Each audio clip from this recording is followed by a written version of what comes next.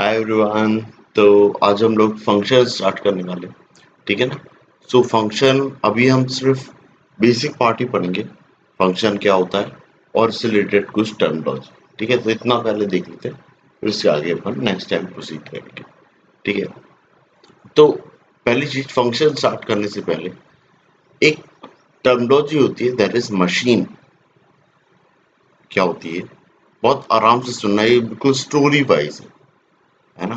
Story wise को connect करेंगे तो आपको पूरी चीज समझ आ जाएगी, क्योंकि ये टॉपिक एक्चुअली में एक तरीके से फियर फैक्ट है।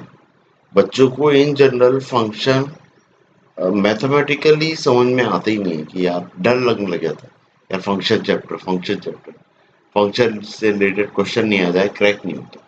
वो इसलिए क्योंकि प्रैक्टिकल अंडरस्टैंडिंग साइड अपन नहीं जा पाते, इसलिए उसको कनेक्ट नहीं कर पाते। ठीक है, तो आप स्टोरी वाइज को देखो, सुनो और नोट करो, और आपको देखना हर चीज प्रैक्टिकली आप कनेक्ट कर पाओगे धीरे धीरे कर। ओके, चलो। तो क्या है, मैं इन जनरल लाइफ में मैंने मशीन के बारे में सुना। अब मशीन होती क्या है? मशीन एक तरीके से बस ऐसी चीज है कि जो मेरे कंफर्ट जोन को मेंटेन रखे, या फिर मैं कोई ऐसी चीज है जो मेरे को करना है पर मैं करना नहीं चाहता, मेहनत नहीं करना चाहता। मैं चाहता हूँ कि यार कोई मेरे को एक गिलास पानी ला के दे दे, ठीक है ना। या मैं चाहता हूँ कि मेरे को 2-4 किलोमीटर चलना नहीं पड़े, कोई ऐसी चीज हो जो मेरे को वहां तक छोड़ा। सो मैं किसी चीज का यूज करना चाहता हूँ। सो वो चीज क्या है, दैट इज मशीन, है ना। सो प्रैक्टिकल लाइफ में मैं कुछ डिमांड कर रहा हूँ, मैं कुछ बनाना चाह रहा हूँ ताकि मेरा कंफर्ट जोन मेंटेन रहे, मेरे को कंफर्ट में रहूं मैं। तो वो चीज का क्रिएशन, दैट इज मशीन। और मैथमेटिकली उसी चीज को मैं क्या बोलता हूँ, फंक्शन। मैथमेटिकली मैं उसी चीज को क्या बोलता हूँ, फंक्शन। तो मशीन प्रैक्टिकल लाइफ में होता है, और मैथमेटिकली मैं उसको कैसा सोचता हूँ, एज अ फंक्शन, है ना। तो मशीन के कुछ काम होंगे जो मैं उससे करवाना चाह रहा हूँ, वैसे ही फंक्शन की एक डेफिनेशन होगी जो मैं उससे चाह रहा हूँ। ठीक है, अब मशीन से मैं अगर कोई काम करवाना चाह रहा हूँ तो मैं उसको कुछ ना कुछ आदेश निर्देश तो दूंगा सही। तो मैं उसको जो डायरेक्शन दे रहा हूँ, वो डायरेक्शन होते हैं मेरे इनपुट। अब हो सकता है कि मैं चाहूँ कि मैं उसको बोल के दे दूं, पर हमेशा ऐसा नहीं होता। कई बार ऐसा होगा कि अब कोई मशीन है और मैं चाहता तो हूँ कि यार काश वो मेरी बात सुन ले, बोली हुई बात सुन ले, पर मेरे को ऐसा करवाने के लिए मशीन को उतना वो भी तो बनाना पड़ेगा, मतलब उस तरीके से बनाना पड़ेगा, उसमें मेहनत लगेगी। तो कई बार वो ना सोच के मैं सोचता हूँ कि यार फिजिकल इनपुट दे दूं, तो उससे भी मशीन मेरी काम कर जाएगी। तो इन एनी केस मैं बस क्या देना चाह रहा हूँ, इनपुट। चाहे वो फिजिकली हो, चाहे वर्बली हो, चाहे कैसा भी हो, है ना। पर मेरा एम क्या है, to give it some input, और जिसके रिस्पेक्ट में मेरी मशीन काम कर रही हो और फाइनल आउटपुट दे रही हो। ठीक है ना। तो ये कुछ इस तरीके से है कि एक है मेरी मशीन, है ना, इसको बॉक्स में बनाते हैं, इसके रिस्पेक्ट में मैं इसको कुछ दे रहा हूं इनपुट, और ये इनपुट लेके मशीन काम कर रही है, और फाइनली मेरे को क्या दे रही है, कुछ आउटपुट। इतनी चीज समझ में आई? अब मैथमेटिकली ये चीज जो होती है, that is my function. Machine क्या है, फंक्शन। इनपुट मतलब मैं उसको जो डायरेक्शन देना चाह रहा हूं, उसको मैथमेटिकली अपन क्या बोलते हैं, दैट इज डोमेन। क्या बोलते हैं उसको, डोमेन। और आउटपुट के फॉर्म में मेरे को क्या मिलने जा रहा है, दैट इज माय रेंज। ठीक है ना। सो अपन एक एग्जांपल के तरीके से सोचते हैं, जैसे कि मेरी कार, ठीक है ना। सो कार में क्या होगा, मैं चाहता हूं कि भाई मेरे को कोई एक ऐसी मशीन बनाना है जो मेरे को एक प्लेस से दूसरी प्लेस ले जाए। ठीक है, तो मैंने बनाई कार। तो क्या है, मशीन जो है वो क्या है, वो एक मैथमेटिकली वो एक फंक्शन है जो मेरे को एक पॉइंट से दूसरी पॉइंट छोड़ने जा रही है। अब वो चले, इधर उधर मुड़े, या फिर रुके, या पीछे चले, ये मैं ऐसा उससे करवाना चाह रहा हूं, उसके लिए मैं उसको इनपुट दूंगा। तो इनपुट में क्या दे रहा हूं, एक स्टीयरिंग व्हील दे दिया, है ना, उसको एक्सीलरेटर दे दिया, ब्रेक दे दिया, गियर दे दिया, क्लच दे दिया। सो ये मैंने कुछ इसको इनपुट दे दिए। So that is what my domain.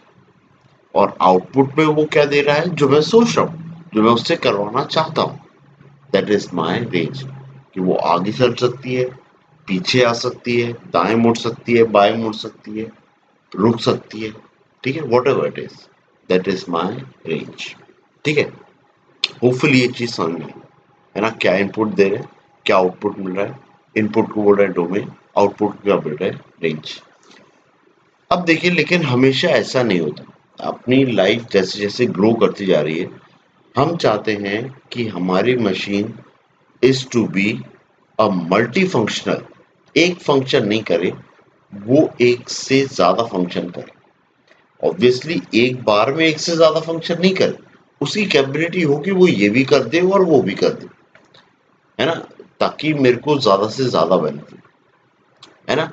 जैसे कि मान लो मेरे पास में एक जेसीबी मशीन है, तो वो एक प्लेस से दूसरी प्लेस मूव भी कर सकती है, और वो कुछ चीजें, हैवी चीजें लिफ्ट भी कर सकती है, लिफ्ट कर सकती है, उसे मूव कर सकती है। ठीक है ना। सो ये क्या है, उसके टोटल पॉसिबल आउटकम्स बहुत सारे हो गए। क्या हो गए, वो मूवमेंट करना भी हो गया और चीजों को लिफ्ट करना भी हो गया। पर एक बार में मैं उससे एक ही चीजें करवाना चाहता हूँ। अगर मैं उसको रोड पे दौड़ा रहा हूँ, तो दौड़ाते टाइम पे मैं ये नहीं बोलूंगा कि आसपास की साइकिलें, गाड़ी जितने भी आ रही हैं उसको उठाते ले चल, ऐसा नहीं बोलूंगा। मैं चाहूंगा कि ऑब्वियसली जिस साइड पे काम है, उठाने का, रखने का, या वॉट एवर इट इज, उस साइड तक पहले मेरे को जाना है, ये मेरा एक काम हुआ। उसके बाद उस साइट पे जाके मेरे को वो चीजें फर्दर मूव करना, ये उस साइट का काम हो गया, उस केस का काम। ठीक है, तो टोटल पॉसिबल आउटकम्स, इसके कुछ चीजें हो सकती हैं, that is total possible outcomes. Output में दो चीजें होती हैं, एक चीज that is total possible outcomes. So इन चीजों को हम बोलते हैं मैथमेटिकली, दैट इज कोडोमेन। मतलब मेरी मशीन इतने सारे काम कर सकती है, but for a particular case, for a particular case मैं उससे कुछ सर्टेन काम ही करवाना चाहता हूं। तो उतने काम के लिए जो टर्मिनोलॉजी डिफाइन हो रही है, दैट इज माय रेंज। ये समझना है। तो क्या सीखा मैंने, कि कोई मशीन का जो पॉसिबल आउटकम्स का जो वो होता है एरिया, वो ज्यादा बड़ा होता है, पर रेंज जो मेरे को चाहिए है वो एक लिमिटेड पोर्शन। तो क्या बोल सकता हूँ, range is a part of codomain. Codomain तो बड़ी होगी, पर रेंज उसमें से एक पार्ट होगी।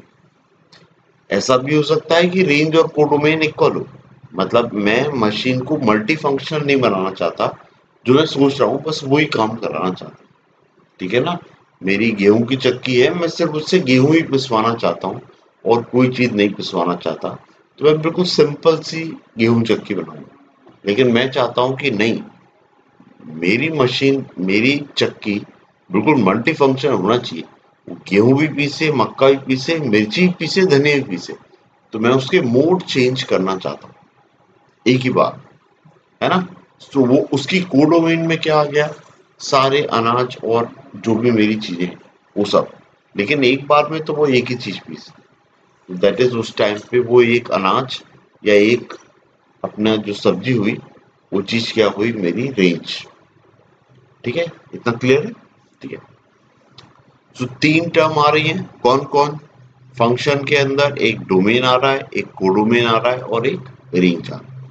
ठीक है, होपफुली इतनी चीजें आपको क्लियर हुई है ना, कि मैं इनपुट में मैं क्या दे रहा हूं, दैट इज डोमेन। उसके बाद में फंक्शन उस पे के बेस पे समझ रहा है, प्रोसेस कर रहा है और फिर फाइनली मेरे को आउटपुट दे रहा है। तो जो आउटपुट वो दे रहा है दैट इज रेंज, किसके रिस्पेक्ट में? डोमेन के रिस्पेक्ट। किसके रिस्पेक्ट में? डोमेन के रिस्पेक्ट। अब देखो, अगर इतना समझ में आ गया हो तो अब थोड़ी सी प्रैक्टिकल अंडरस्टैंडिंग और देख लेते हैं कि भाई क्या है। सबसे पहले तो अपन ने क्या देखा कि भाई फंक्शन क्या हुआ? फंक्शन तो वो है कि जो मैं किसी जो मैं मेरे दिमाग में जो चीज काम चल रही है वो चीज को मैं मैथमेटिकली लिखना चाह रहा हूँ, दैट इज माय फंक्शन। इसके अंदर एक और चीज आ रही है दैट इज डोमेन। ये डोमेन क्या है? वो इनपुट्स जो मैं प्रैक्टिकली उसको दे सकता हूँ, है ना। इसको थोड़ा सा और समझ लेते हैं। अब थोड़ा ऐसा सोचो पहले तो कि मैं किसी भी मशीन से कैसा एक्सपेक्ट करूंगा। मैं चाहूंगा कि वो एक ही मेरे इनपुट के लिए एक ही आउटपुट दे। लेट्स से मेरा फंक्शन क्या है, एक एक कार है ना, और वो कार मैं चाहता हूं कि एक बार में एक इनपुट के लिए एक ही काम दे। अगर मैं चाहता हूं कि मैं उसको दाएं मोड़ूं तो मैं स्टीयरिंग व्हील दाएं घुमाऊंगा और मेरी कार दाएं ही मुड़ना चाहिए। वो दाएं मुड़ने के साथ में हॉर्न भी देने लग जाए तो क्या वो फंक्शन फंक्शन होगा? फंक्शन फंक्शन नहीं होगा, वो माल फंक्शन कर रहा है। वो मेरे को इरिटेट करेगा कि बार बार जब भी मैं राइट मूव करने की कोशिश करता हूँ और मेरी मशीन राइट तो मूव हो रही है पर वो साथ में हॉर्न भी दे रही है। तो मैं तो नहीं चाहता हॉर्न देना, दिलवाना उससे, पर वो दे रही है। तो वो क्या कर रही है, एक इनपुट के लिए एक से ज्यादा आउटपुट दे रही है। तो ऐसा नहीं होना चाहिए। तो फंक्शन में एक चीज क्या समझ में आ गई कि डोमेन में मैं जो भी देना चाह रहा हूँ या इनपुट में मैं जो भी देना चाह रहा हूँ उसके रिस्पेक्ट में एक ही आउटपुट मिले।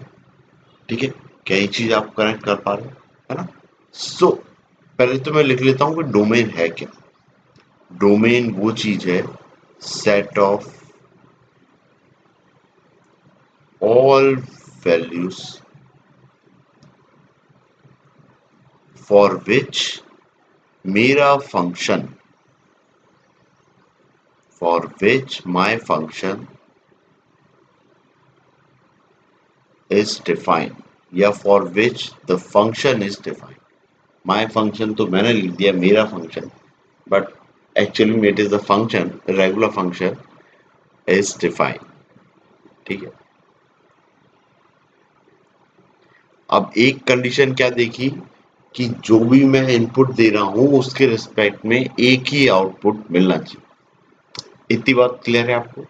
अब इसके बाद में एक और चीज कि मान लो मैं अपनी कार से बस कुछ लिमिटेड काम ही करवाना चाहता हूँ। या तो वो सीधा चले, या तो वो दाएं मुड़े बाएं मुड़े, या पीछे आए, या तो रुक जाए। बस इतना ही काम करवाना चाहता हूँ और कुछ भी नहीं करवाना चाहता। लाइट भी नहीं जलवाना चाहता, वाइपर भी नहीं चलवाना चाहता, कुछ नहीं चाहता। तो ये बस 4-5 ही इनपुट हुए। और आप सोचो आपकी कार में 25 इनपुट लगे हुए, जहां पे ब्रेक, एक्सीलेटर और क्लच आता है, वहां पे 15 वो स्विच लगे हुए। तो आप सोचो आपके एक्सीडेंट होने के चांसेस ज्यादा होंगे। अगर आपने सीख भी लिया तो आपके बजाय कोई और चला रहा होगा, आपके फ्रेंड चला रहा होगा, तो वो जब ब्रेक लगाना होगा तब कंफ्यूज हो जाएगा कि कौन सा लीवर दबाऊं। सो हो सकता है कि उसका एक्सीडेंट हो जाए। सिर्फ इस रीजन से कि वहां पे 25 इनपुट लगे हुए थे, है ना, जिसमें से मैक्सिमम तो काम ही नहीं कर रहे थे, जिनमें से सिर्फ 3 को ही काम करना था, है ना, लेकिन लगे 25 थे। तो इससे एक और चीज समझ में आ रही है कि भैया फंक्शन से मैं जितना काम कराना चाहता हूँ उतने ही इनपुट होना चाहिए, उससे ज्यादा नहीं होना चाहिए। उससे ज्यादा हुए तो भी मशीन गड़बड़ करेगी। तो अगर 5 चीजें चाह रहा हूं तो 5 ही इनपुट मेरे को देना है, ज्यादा स्विचेस ज्यादा लीवर नहीं लगाना। इतना क्लियर है? इसका मतलब डोमेन के हर एलिमेंट से एक ना एक आउटपुट मिलना चाहिए। ठीक है, ये चीज समझ में आई क्या आपको? तो अभी मेरे को डोमेन से क्या क्या चीजें समझ में आ रही है। पहली चीज क्या, कि पहली चीज हर एक एलिमेंट, ईच एलिमेंट, जैसे मैं लिख लेता हूं, जैसे मैंने लिखा है एक ए लिखा है सेट, जिसमें मैंने अंदर लिखे हैं 4 इनपुट। तो ये क्या बताना चाह रहा है कि मैं 4 इनपुट उसको देना चाह रहा हूं। ठीक है, देखो फंक्शन अपन कैसे लिखते हैं, फंक्शन ये तो मैंने बताया नहीं आपको। फंक्शन मैं कैसे लिखता हूं कि मेरा कोई फंक्शन है, इसमें मैं कुछ इनपुट दे रहा हूं, तो ये क्या हो गया ए, और जिसके रिस्पेक्ट में बहुत सारे आउटकम्स मेरे को मिल सकते हैं, बहुत सारे मतलब जितने भी मिल सकते हैं। तो ये क्या है मेरा फंक्शन।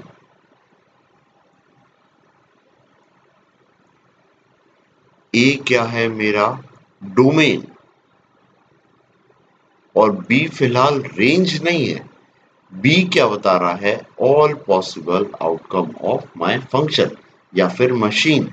तो बी क्या बता रहा है, कोडोमेन। हाँ, काम होने के बाद में मेरे को समझ में आएगा कि कोडोमेन में से कौन कौन रेंज में था, है ना, तो वो प्रोसेस कंप्लीट होने के बाद समझ में आएगा। बट पहले तो मेरा क्या रहेगा, कोडोमेन, है ना, जो सारे पॉसिबल उसके आउटकम, जो सारी उसकी फैसिलिटीज जो मेरे को वो प्रोवाइड कर सकते। ठीक है, ये फंक्शन हो गया। फिर डोमेन क्या हो गया, set of all values for which my function is defined. अब मैं सोच रहा हूं कि मेरे इनपुट क्या हो सकते हैं, तो मैं सोच रहा हूं 4 इनपुट हो सकते हैं। इनमें मैं क्या सोच रहा हूं कि सबसे पहली चीज, हर एक इनपुट, ईच इनपुट, ये ए बी सी डी है, हर एक इनपुट से एक आउटपुट मिल रहा। ठीक है, तो पहला क्या, each input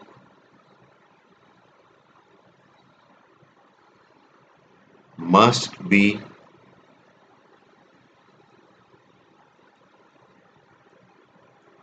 giving an output।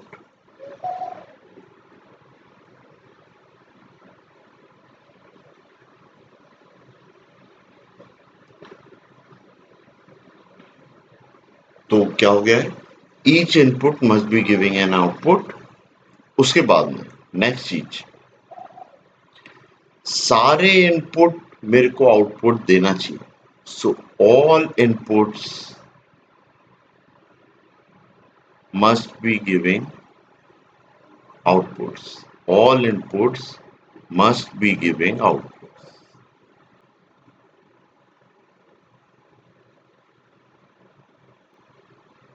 इस तरह, ठीक है, हर इनपुट का एक आउटपुट होना ही चाहिए, और हर इनपुट आउटपुट जरूर देना चाहिए। ठीक है, ये 2 चीजें आ गई सब। अब ठीक है, अब थोड़ा अपन और सोचते हैं कि यार ये सब तो ठीक है, अभी मैंने बहुत कार और जीसीपी इन सब की बात कर ली।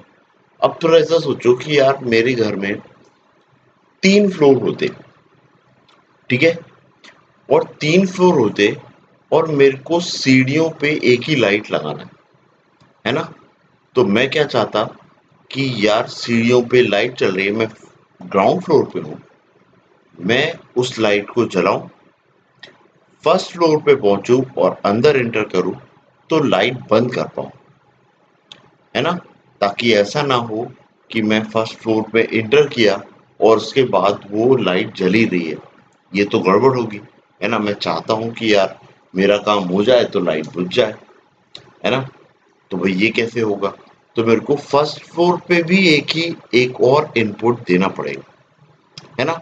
मैं चाहता हूँ यही काम सेकंड फ्लोर से भी हो, कि अगर मेरे को सेकंड फ्लोर पे जाना हो तो भी मैं क्या करूंगा, मैं अगर ग्राउंड फ्लोर पे हूँ तो ग्राउंड फ्लोर से मैं लाइट ऑन करूंगा, जैसे ही सेकंड फ्लोर पे पहुंचूंगा और फिर मैं चाहूंगा कि मेरी लाइट क्या हो जाए, बंद हो जाए। तो अब मैं इनपुट कहाँ पे दे रहा हूँ? ग्राउंड फ्लोर पे भी दे रहा हूँ, फर्स्ट फ्लोर पे भी दे रहा हूँ, सेकंड फ्लोर पे भी दे रहा हूँ। तीन इनपुट दे रहा हूँ, लेकिन तीनों इनपुट से सेम आउटपुट मिल रहा है, मतलब कि वो एक सिंगल ट्यूबलाइट ही जल रही है। तो आप सोचो ये मशीन है या नहीं? प्रैक्टिकली ये मशीन है, मतलब मैथमेटिकली वो एक फंक्शन है। मतलब मैं लिख कैसे सकता हूँ उसको कि more than one input, more than one input can give the same output. More than one input can give the same output. Same output. ठीक है? अब देखो हो सकता है ये बहुत ज्यादा खिचड़ी हो गई, पर अभी इसको और केसेस में समझाऊंगा तो और अच्छे से क्लियर हो जाएगा कि मैथमेटिकली ये मैं कैसा देख रहा हूँ, इंग्लिश में कैसा लिखा है, और प्रैक्टिकली मैंने सोचने का तरीका आपको बता दिया कि मशीन कैसी कैसी हो सकती है। भैया घर की में भी कई ऐसी चीजें होती हैं बहुत सिंपल सिंपल, वो भी अपने आप में मशीन ही है। ठीक है ना? तो आप उसको उन नजरिए से देखोगे तो आपको समझ में आएगा कि भाई ये कोई भी फंक्शन है या कोई भी मशीन है, मैं उससे किस तरीके के आउटपुट ले सकता हूँ, है ना? दैट्स इट, यही चीजें तो है ना? ऐसा नहीं है कि पहले मैथमेटिक्स आया पहले फंक्शन आया, फंक्शन पहले नहीं आया। मैं क्या चाहता हूँ उस चीज को रिप्रेजेंट करना, ये बताना, that is the work of mathematics. तो मैथमेटिक्स इज व्हाट टूल, है ना, जो बताना चाह रहा है कि भाई क्या तुम करना चाह रहे हो और उसके लिए मैं क्या काम करूं। ठीक है? सो ये आ गया, input can give the same output. ठीक है? अब देखो अपन इसको कैसे लिख सकते। तो मैं सबसे पहले तो कुछ चीजें लिख लेता हूं, जैसे ए क्या है, ए बी सी डी। ठीक है? और बी एक सेट लिख लेता हूं, जो फंक्शन की डेफिनेशन लिखी थी उस हिसाब से बी क्या बता रहा है, कोडोमेन। बी क्या बता रहा है, कोडोमेन। और ए क्या बता रहा था, डोमेन। तो यहां पे लिख लेता हूं 1 2 3 4 5, ये लिख लिया। तो ये ए क्या बता रहा है भाई, फिलहाल फिलहाल ये क्या बता रहा है, डोमेन, फंक्शन के हिसाब से। और ये क्या बता रहा है, दैट इज कोडोमेन, मतलब कि मेरे सारे जो भी पॉसिबल आउटकम आ सकते हैं। रेंज क्या है अभी नहीं पता, रेंज तो पता चलेगा जब मेरी मशीन काम करना स्टार्ट करेगी, अभी नहीं पता, अभी तो मशीन खड़ी है। ठीक है? तो that is the codomain part. ठीक है? अब थोड़ा देखो, मैंने एक लाइन बोली है कि all inputs must be giving an output और each input must be giving an output.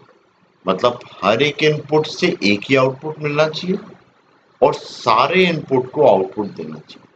तो चार इनपुट है, ऑब्वियसली वो मैक्सिमम कितने लोगों से कनेक्ट हो सकते हैं, चार से।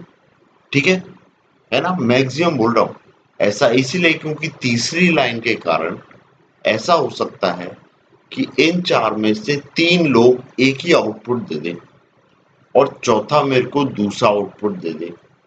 तो मैक्सिमम आउट उस टाइम पे आउटकम्स कितने हो गए, दो ही हो गए, है ना, चार नहीं हुए। तो मैक्सिमम कितने दे सकता है, चार। लेकिन कोडोमेन में कितने हैं, पांच। तो इससे ये चीज तो समझ में आ रही है कि रेंज कोडोमेन के इक्वल नहीं है, रेंज कोडोमेन से छोटा है ना, या फिर रेंज कोडोमेन का पार्ट, ऐसा। ठीक है?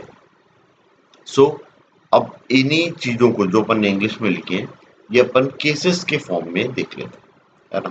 तो ये कुछ इस तरीके से कि मैंने इधर लिखा है ए बी सी डी,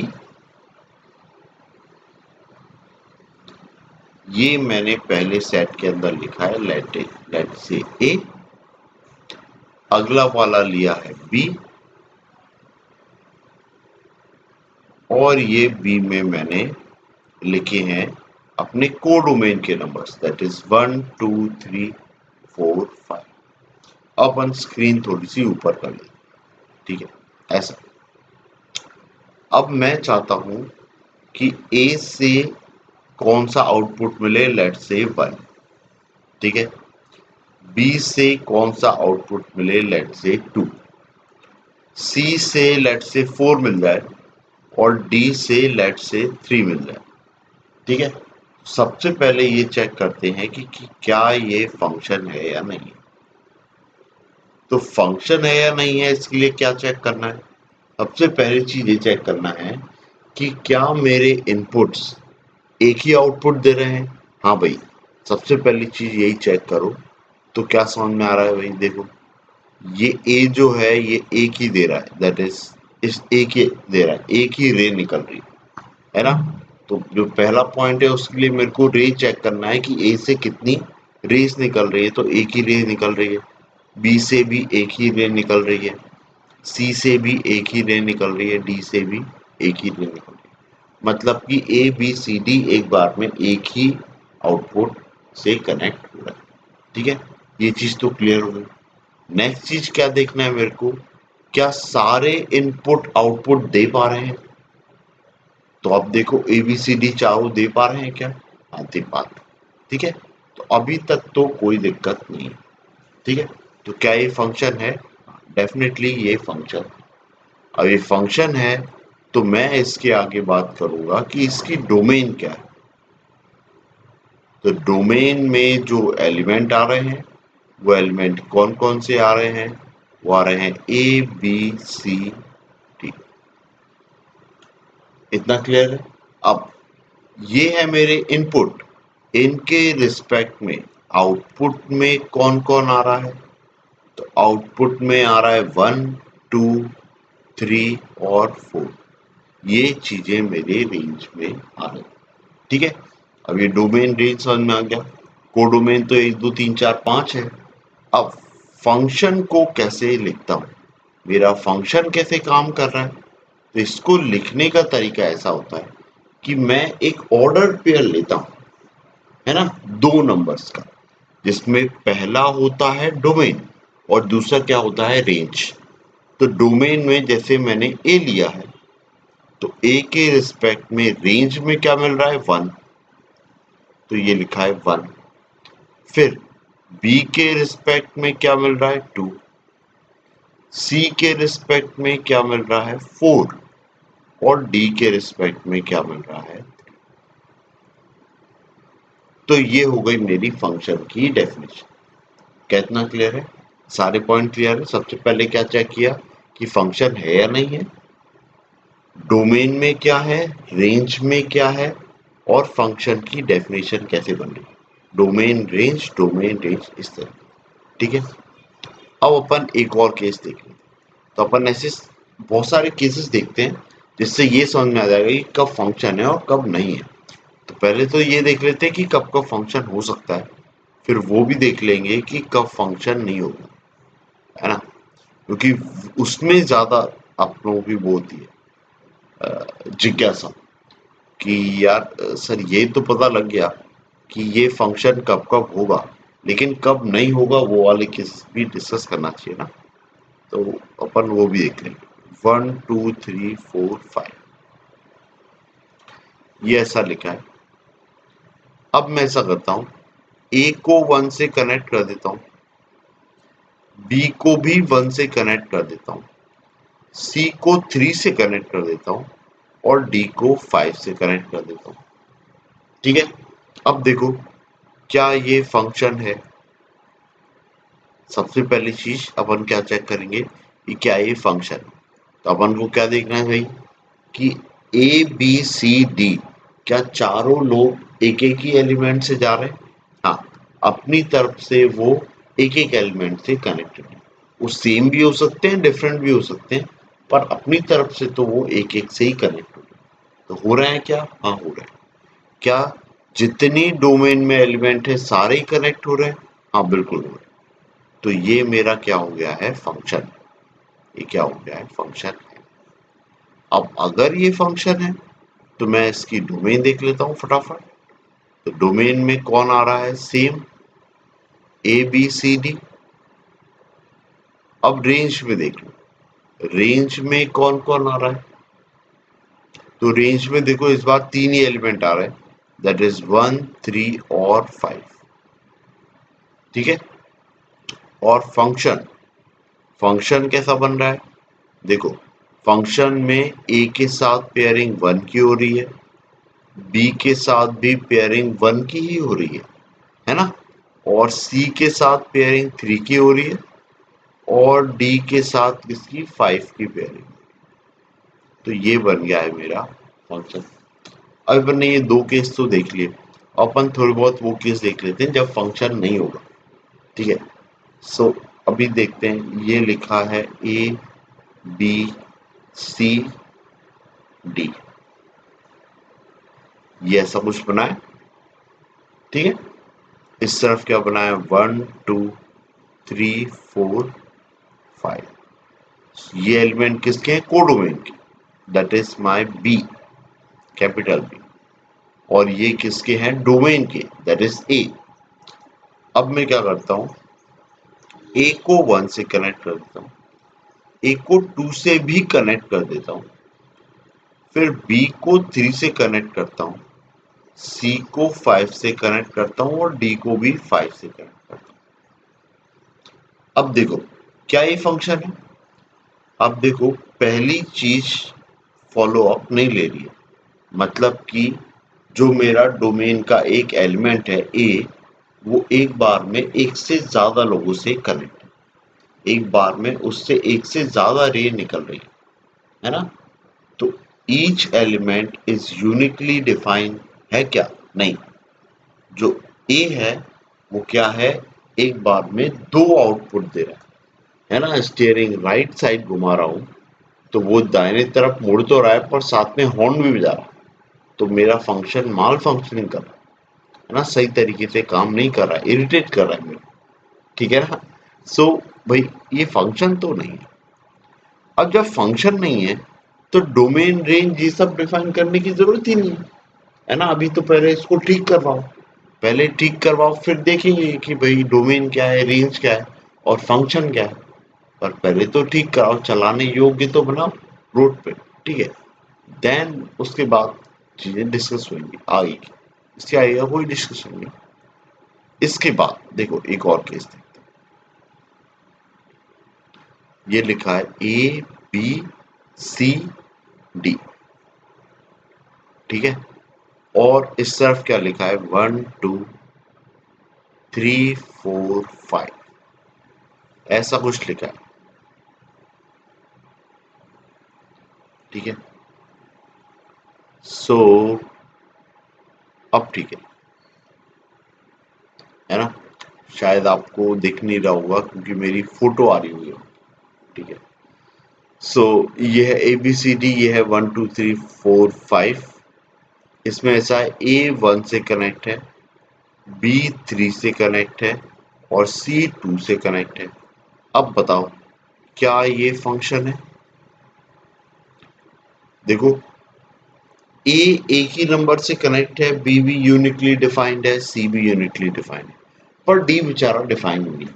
बी है एक्स्ट्रा स्विच मेरे फंक्शन में, मेरी मशीन में, मेरी कार में, है ना। तो हो सकता है ये मेरे को प्रॉब्लम देगा। कोई भी एक्स्ट्रा स्विच है वो कंफ्यूजन देता ही है ना। आपकी कार में एकदम से अगर 30 स्विच हो जाए, या आपके घर में ही आप सोचो सिर्फ दो बल्ब दो पंखे लगे हुए लेकिन स्विच 30 है, तो घर के लाइट जलाने और पंखे जलाने में ही आपको आधा घंटा लग जाएगा कि भैया ये चालू किससे होता है। एक बार को आपको याद हो जाए वो चल जाएगा, पर कोई मेहमान आएगा या फ्रेंड आएगा वो तो और परेशान हो जाएगा, उल्टा आपको ही गाली देगा कि भाई क्या कर रहा है, 4 ही तो स्विच लगाना थे, 25 क्यों लगा। ठीक है ना। तो इसीलिए तो डोमेन का हर element must be connected to the codomain part. ठीक है। कोडोमेन के कुछ छूट जाए तो कोई दिक्कत नहीं, है ना। तो वो तो एक तरीके से ऐसा है कि फंक्शन की कैपेबिलिटी है कि उसकी ज्यादा कैपेबिलिटी है फिलहाल, लेकिन मैं उससे उतना ही लेना चाहता हूँ। तो फंक्शन है क्या, फंक्शन नहीं है भाई, ये फंक्शन नहीं है तो कहानी खत्म होगी यहीं पे ही खत्म। ठीक है, तो ये चीज समझ में आई होगी होपफुली आपको कि फंक्शन है और फंक्शन कब नहीं है। ठीक है, अब अगर इतना समझ में आ गया है तो अब अपन देखते हैं, अपन ने ये भी देख लिया है कि डोमेन क्या होता है, कोडोमेन क्या होता है, फंक्शन की डेफिनेशन क्या होती है। पहले तो देख लेते हैं अपन ने क्या क्या पढ़ा है अभी तक। So, अभी तक what we have learn so far.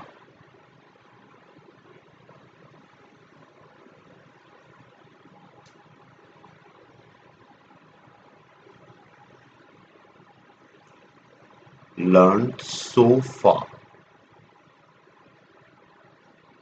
तो अपन ने क्या देखी, पहली चीज फंक्शन, फंक्शन की डेफिनेशन, फंक्शन होता क्या है और फंक्शन की डेफिनेशन क्या है, डिफाइन कैसे होता है। डिफाइन में अपन ने देखा ना कि उसके डोमेन, पहले तो उसके डोमेन से क्या होना चाहिए, हर एलिमेंट से एक एलिमेंट कनेक्ट होना चाहिए, यूनिकली डेफिनेशन।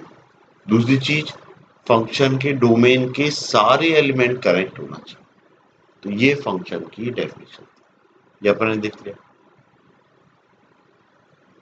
अगली चीज अपन ने क्या देखा कि डोमेन क्या है, डोमेन मतलब कि वो सारे इनपुट, ऑल पॉसिबल इनपुट्स जिसके लिए मेरी मशीन काम कर रही हूँ या मैं उनसे काम करवाना चाह रहा हूँ।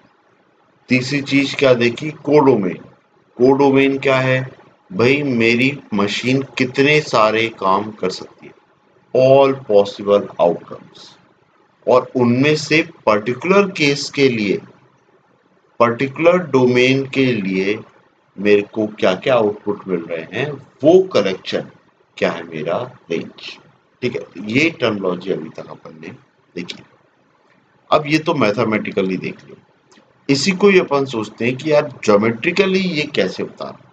ठीक है, तो यही अपन देख लेते हैं भाई, ज्योमेट्रिकल रिप्रेजेंटेशन इस चीज का क्या है। नेक्स्ट चीज है दैट इज ज्योमेट्रिकल रिप्रेजेंटेशन, वो भी जरूरी है ना, आपको पता हो। इससे क्या है, दिमाग थोड़ा और खुल जाएगा कि यार कभी कैलकुलस में भी, कैलकुलस में ग्राफिकली चीजें भी आती हैं, और मेरे को तो बहुत लगता है कि यार आपका ज्योमेट्रिकल आईक्यू बहुत अच्छा होना चाहिए। ज्योमेट्रिकल आईक्यू मैं 9th 10th वाले बच्चों को भी बोलता हूँ कि आपको ज्योमेट्री स्किप नहीं करना चाहिए, है ना।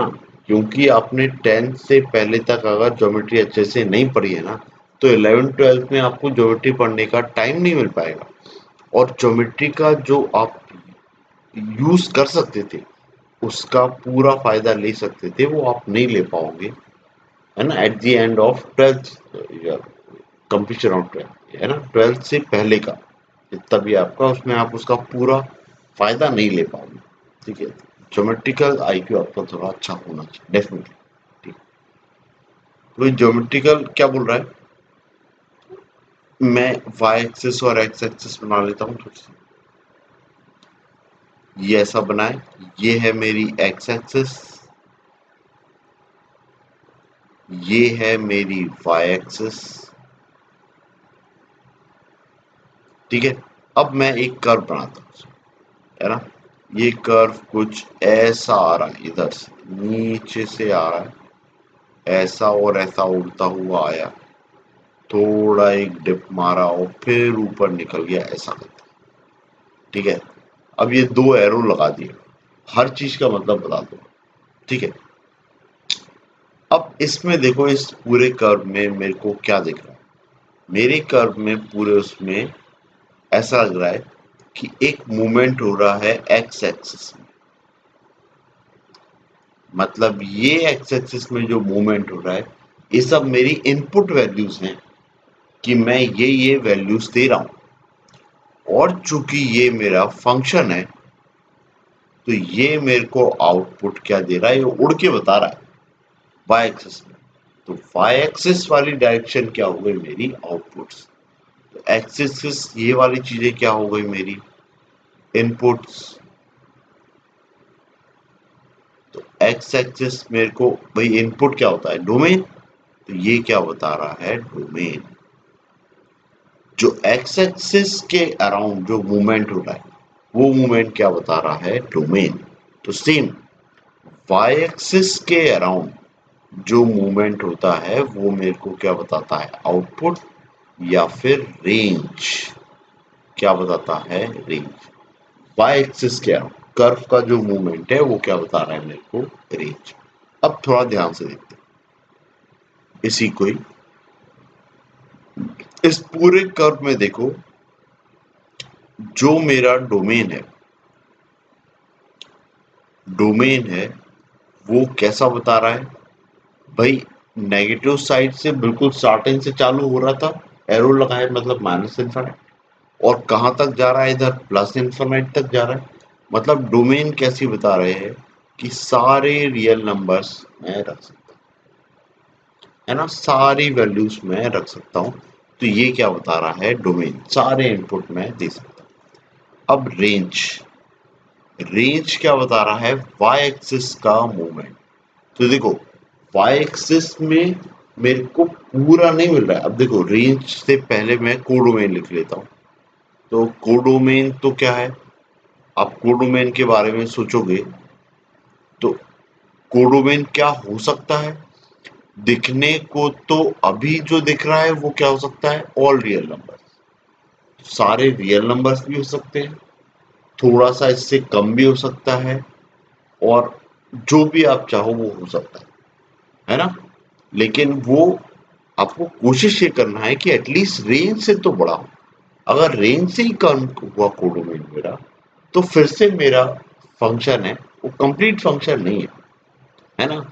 मैं मेरी कार में जो 4-5 मूवमेंट रखना चाह रहा था कि उसको आगे चलना है, पीछे चलना है, दाएं मुड़ना है, बाएं मुड़ना है, और मैं दाएं मुड़ने के लिए काम कराना ही भूल गया, तो फिर ये होगा ना, एक टाइम ऐसा आएगा जब मेरे को दाएं मुड़ना होगा, मैंने स्टीयरिंग घुमा दिया पर वो दाएं मुड़ी ही नहीं, कार सीधी चली गई, और मे भी वो किसी चीज से टकरा जाए, तो मतलब मेरा फंक्शन ढंग से काम नहीं कर रहा, मेरी कार ढंग से काम नहीं कर रही।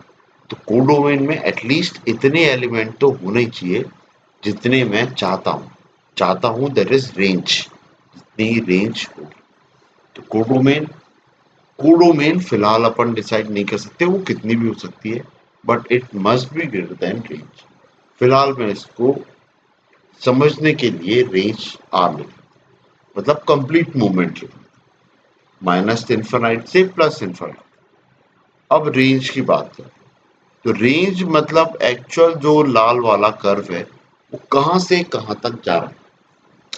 तो y एक्सिस पे मूवमेंट देख रहा हूं तो मैं क्या देख रहा हूं, जीरो को वो टच तो नहीं कर रहा है, पर जीरो को अप्रोच करने की कोशिश कर रहा है जब x में माइनस इन्फिनिट रखने की कोशिश कर रहा है।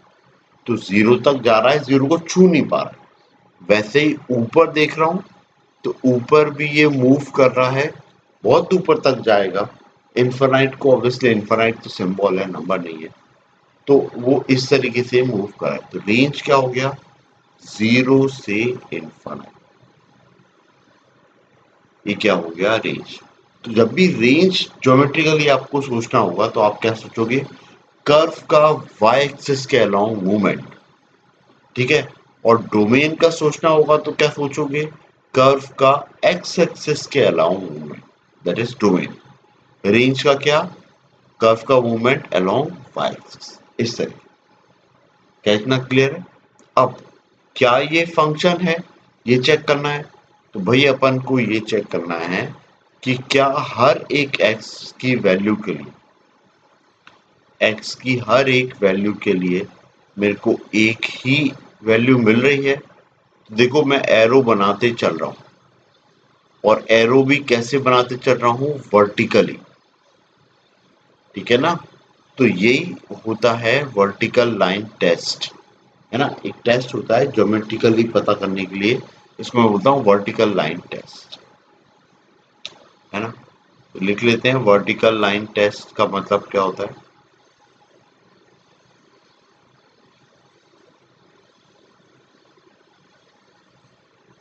कि वर्टिकल लाइन टेस्ट से मैं क्या चाह रहा हूं कि भाई मैंने लाइन खींची और इस लाइन पे ये रेड वाला कर्व एक से ज्यादा वैल्यू ना दे जाए, मतलब एक से ज्यादा इंटरसेक्शन नहीं दे जाए, बस इतना सा चेक करना। तो वर्टिकल लाइन टेस्ट क्या बताता है कि a moving vertical line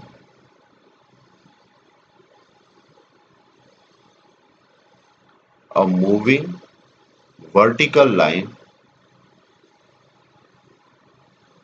should not intersect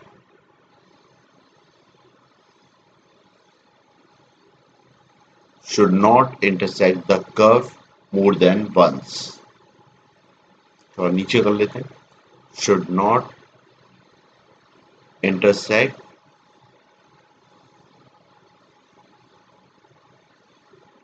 the curve more than once।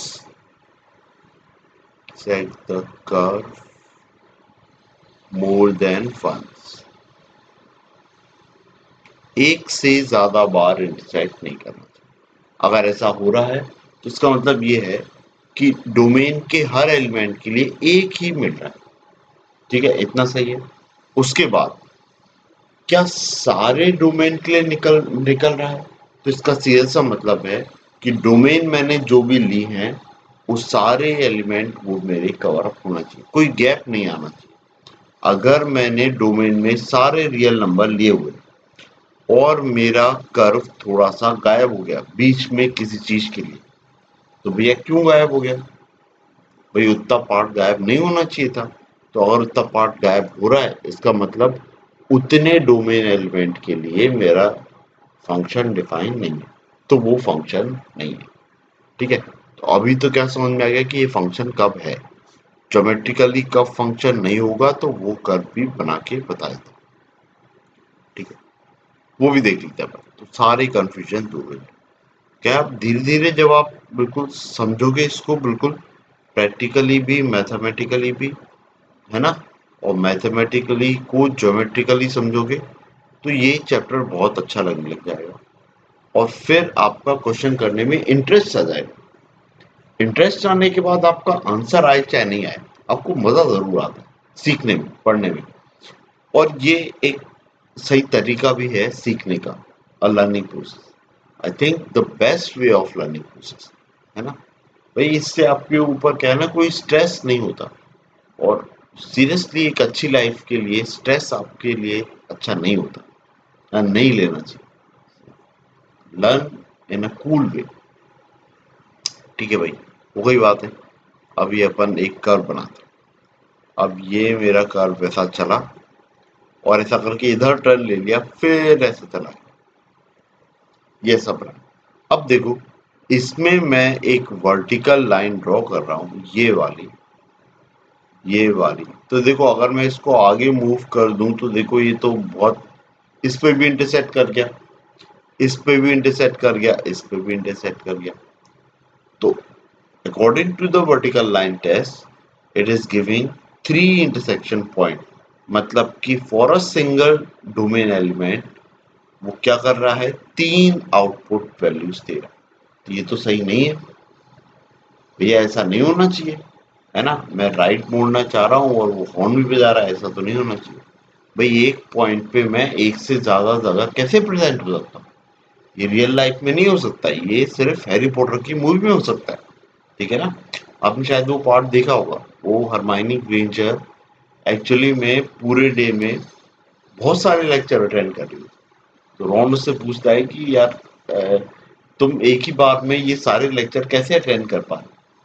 ठीक है ना। तो लास्ट में वो बताते हैं कि कैसे पोपट बनाए, वो एक घड़ी रहती है, ठीक है उनके पास।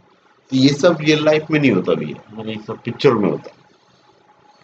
रियल लाइफ में आप एक बार में एक जगह से ज्यादा प्रेजेंट नहीं हो सकते, सिंपल सा है। तो इसलिए उस टाइप का इसको फंक्शन नहीं बोलेंगे। ठीक है, अब और क्या नहीं हो सकता है भाई, देखें।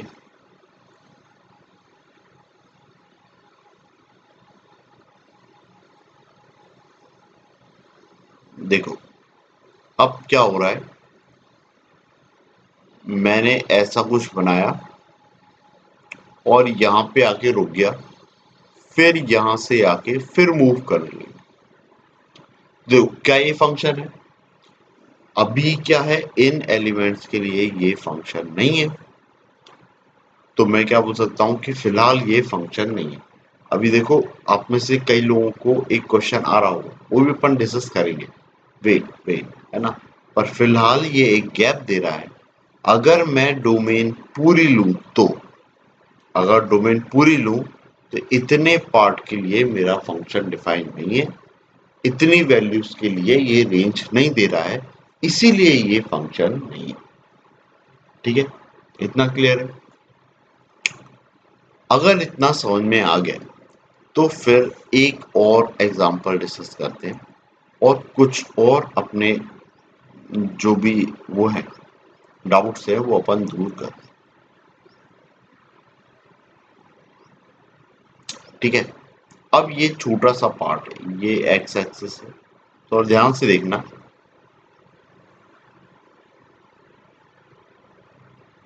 ये वाई एक्सिस। ठीक है, इसमें ये कुछ पॉइंट्स हैं, लेट से ये है 1, ये है 2, ये है 3, ये है 4। ऐसे ये 1 है, ये 2 है, ये 3 है, और एक आध ऊपर ही बना लेते हैं, दैट इज 4। ठीक है, इतना क्लियर है। अब 1 के रिस्पेक्ट में ये एक आउटपुट दे रहा है, दैट इज 1। 2 के रिस्पेक्ट में ये एक आउटपुट दे रहा है 2। 3 के रिस्पेक्ट में ये एक आउटपुट दे रहा है 3। 4 के रिस्पेक्ट में एक आउटपुट दे रहा है, दैट इज ये 4। ठीक है, अब मैं आपसे पूछ रहा हूँ कि ये फंक्शन है या नहीं है। तो पहली चीज तो, ये फंक्शन है या नहीं है, ये सब चीजें आप बताओगे कैसे? ये सब आप तभी बता पाओगे जब आपको इसके रिस्पेक्ट की डोमेन पता हो। ठीक है ना, जब तक आपको डोमेन के बारे में ही नॉलेज नहीं है, आप कैसे कमेंट कर सकते हो कि ये फंक्शन है या नहीं है? ठीक है ना, मान लो इसमें मैं डोमेन के एलिमेंट सिर्फ 1 2 3 4 ही ले रहा हूं, सारे रियल नंबर्स ले ही नहीं रहा हूं, तो कोई दिक्कत ही नहीं है। अगर ये फंक्शन में, है ना, ऐसा कि मेरा फंक्शन है ए टू बी, जिसमें ए जो डोमेन है, उस डोमेन में मैंने 4 ही एलिमेंट रखे, दैट इज 1 2 3 4, और जो कोडोमेन है उसमें भी मैंने 4 ही एलिमेंट रखे हैं, दैट इज 1 2 3 4। और जब मैं इनको देख रहा हूं तो 1 1 से कनेक्ट हो रहा है, 2 2 से कनेक्ट हो रहा है, 3 3 से कनेक्ट हो रहा है, 4 4 से कनेक्ट हो रहा है। तो हर डोमेन की वैल्यूज के लिए मेरे को हर एक आउटपुट मिल रहा है, तो ये मेरा फंक्शन है। तो भाई, फंक्शन, मैं किसी भी ग्राफ को देख के ऐसा नहीं बोल सकता कि ये फंक्शन है या नहीं, जब तक कि मेरे को उसकी डोमेन के बारे में आइडिया ना हो। डोमेन के बारे में आइडिया होगा तो फिर उसके रिस्पेक्ट में मैं रेंज देखता हूँ। ठीक है ना, तो मैं जब, भाई कर्व देख के तो पहले मैं ये सोचूंगा कि मैं इसको फंक्शन बनाना चाहता भी हूं या नहीं, है ना। तो अगर मैं इसको फंक्शन बनाना चाहता हूं तो मैं क्या लिख लूंगा इसको, देखो फंक्शन इसको कैसा डिफाइन कर सकता हूं, f x equal to x where x belongs to एक सेट ले लेता हूं, दैट इज 1 2 3 4। ये हो गया मेरा फंक्शन। देखो, एक्स की जगह पे 1 रख रहा हूं तो कितना मिल रहा है 1, एक्स की जगह पे 2 रख रहा हूं तो कितना मिल रहा है 2। ठीक है, एक्स की जगह पे 3 रख रहा हूं तो कितना मिल रहा है 3, एक्स की जगह पे 4 रख रहा हूं तो कितना मिल रहा है 4। तो ये 1 2 3 4 जो ब्रैकेट के अंदर लिख रहा है, ये क्या है, डोमेन के एलिमेंट। और जो 1 2 3 4 आउटपुट में दिख रहा है, दैट इज माई रेंज, है ना, आउटपुट, फाइनल आउटपुट। ठीक है, तो ये मैंने फंक्शन डिफाइन कर दिया। ठीक है, मैं चाहता हूं कि गिवन कर्व को फंक्शन बनाना, सेम ऊपर वाला कर्व देखो, ये वाली कर्व को देखो। अगर ये वाला कर्व, इसको थोड़ा नीचे कर लेते हैं, ये वाला कर्व आप देख पा रहे हो, तो मैंने तो बोला कि ये फंक्शन नहीं है। क्यों? क्योंकि डोमेन मैंने ऑल रियल नंबर्स ले ली थी। अब मैं चाहता हूं कि ये फंक्शन बने। मैं क्या चाहता हूं कि ये फंक्शन बने, तो मैं क्या करूंगा, डोमेन में से इतना पार्ट हटा दूंगा। ठीक है ना। मैं बोल दूं कि नहीं भैया, मेरे को तो सिर्फ डोमेन में इतना ही पार्ट चाहिए, ये यहां से यहां तक और फिर यहां से यहां तक, बस इतना ही, ये वाली लाइन और ये वाली लाइन, इतना ही डोमेन डिसाइड कर दूं। तो डोमेन के बीच में मैंने एलिमेंट लिए ही नहीं है, जिसके रिस्पेक्ट में रेंज मिल ही नहीं रही थी। तो अभी क्या देख पा रहा हूं कि जिन डोमेन्स के एलिमेंट्स को लिया है, उनके रिस्पेक्ट में तो एक ही आउटपुट मिल रहा है। तो अभी ये फंक्शन डिफाइन है। ठीक है ना। तो किसी को भी फंक्शन में बना सकता हूं बाय चेंजिंग इट्स डोमेन। ठीक है, अगर मैं चाहूंगा तो, अगर मैं चाहूँ तो। ठीक है ना। मैं बोल दूं कि मेरी गाड़ी दाएं मुड़ती ही नहीं है, अभी तुमको नहीं खरीदना तो मत खरीदो, है ना। पर मैंने तो अपनी गाड़ी बेचने के लिए रख दी ना, तो मना कर दिया। ठीक है ना। अभी दाएं मुड़ना ही थोड़ी है। अभी कोई मेरे से आके बोले कि नहीं, जो कार है वो है ना, ट्रैक्टर जैसा भी काम करना चाहिए, खेत में भी काम करना चाहिए। तो वो किसान के रूप में आया होगा मेरे पास में, पर मैं तो उसको यही बताऊंगा ना कि भैया मेरी कार तो सिर्फ मूव करती है ना, ट्रैक्टर जैसा काम नहीं करती। भाई ट्रैक्टर खरीदना है तो ट्रैक्टर वाले की दुकान पे जाओ। ठीक है ना। सो उत डोमेन के वो पार्ट जो मेरे से सामने वाला कस्टमर चाह रहा है, मैं उसको वो प्रोवाइड नहीं करा पा रहा हूँ, तो भी मेरा फंक्शन या मेरी मशीन एक मशीन हो सकती है, एक फंक्शन हो सकती है। भाई हो सकता है कि उसकी डिमांड पूरी नहीं हो रही है, वो बात अलग है। ठीक है। सो अपन ने वो डिमांड वाला पोर्शन हटा दिया to make that function working. ठीक है ना। ओके। होपफुली इतनी चीजें आपको समझ में आई। ठीक है। ओके। सो इसके बाद अपन नेक्स्ट लेक्चर में डिस्कस करते हैं। ठीक है। इसके आगे डोमेन और रेंज कैसे कैलकुलेट करते हैं, ये सब। ठीक है ना। बेसिक बेसिक देखते हैं और फिर इसके आगे फर्दर अपन लेवल अप करते चलेंगे। अगर इतना समझ में आ गया है तो आपको इस चैप्टर में बहुत मजा आने वाला है। ठीक है। ओके। ठीक। जय हिंद।